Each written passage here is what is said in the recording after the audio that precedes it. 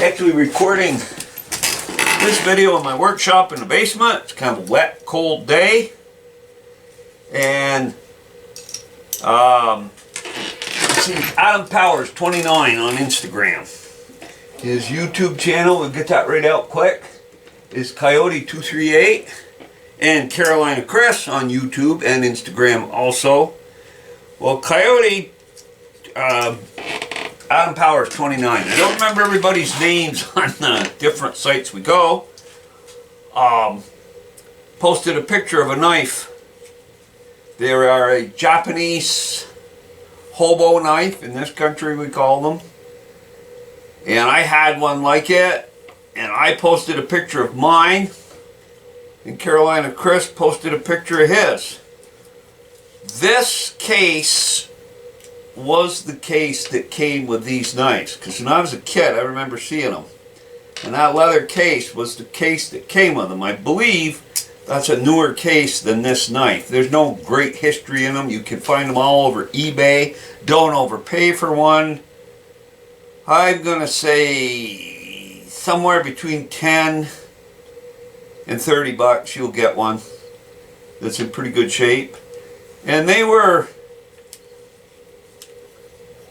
not a well-made knife, I'm going to say that. They weren't a horrible made knife. They're certainly usable, and they were hobo style. You had a spoon on this end, fork on that end. They didn't come apart. And you got your can opener, bottle opener here, and a can opener here. Then you had your knife blade. You know, I never sharpened it. I've never done much with it after I bought it off eBay. I wanted one of these when I was a kid so bad. Little saw blade. It works, but not great. The scissors, I gotta put a little oil on there. They work as well. They'll cut paper all day long. Don't think you're gonna cut cloth with them. They won't do that. You'll have to use the knife and rip it. That's it for this side, except this blade here. And I want to call attention on this blade when I pull it out. I noticed in the pictures of Carolina Chris's, that blade is like serrated, and that is different than this one. On this side, you have a corkscrew.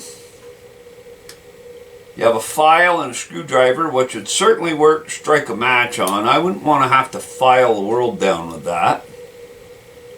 Then we go this way. I'm not really sure. Besides, that's probably meant to punch holes with. Now, in Chris's and Adam's, there's a hole for a thread, and the ones I saw online have all got a hole through that blade to like run a thread through. To sew something, this one you'd have to punch the hole, then stick the thread through.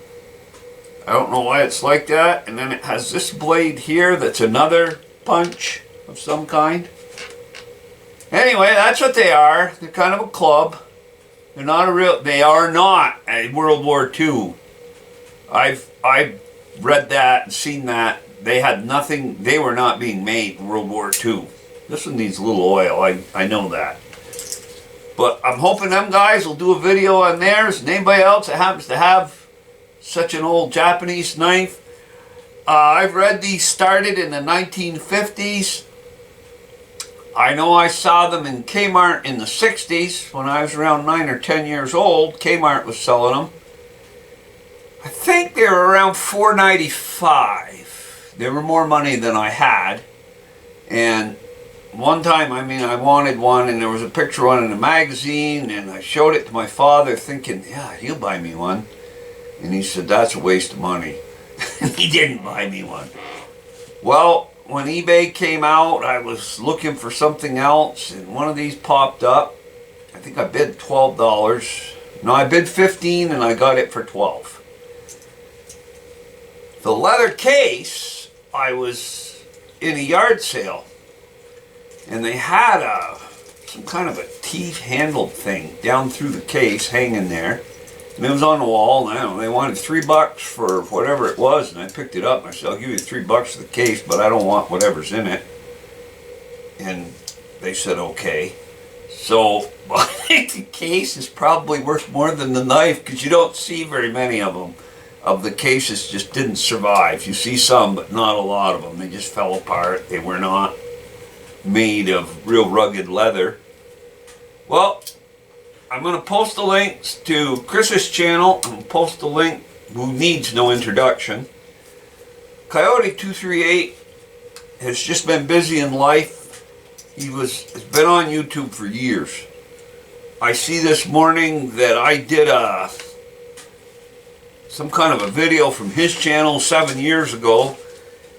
But I think he's busy. He doesn't have a lot of time, so he doesn't do a lot of videos. But I'm hoping that he will do this one. Tobias Gibson has a pretty good explanation of these things and goes through them in detail. They were just a novelty item from the 60s. They weren't yes, it would work, eat your lunch with, and you could use the blade and stuff. They're not well made when you look them over. But they're rugged enough. They're just not very finesse. Well, that's my little video on knife. I'm going to post the links to Coyote 238, which is Adam Powers 29.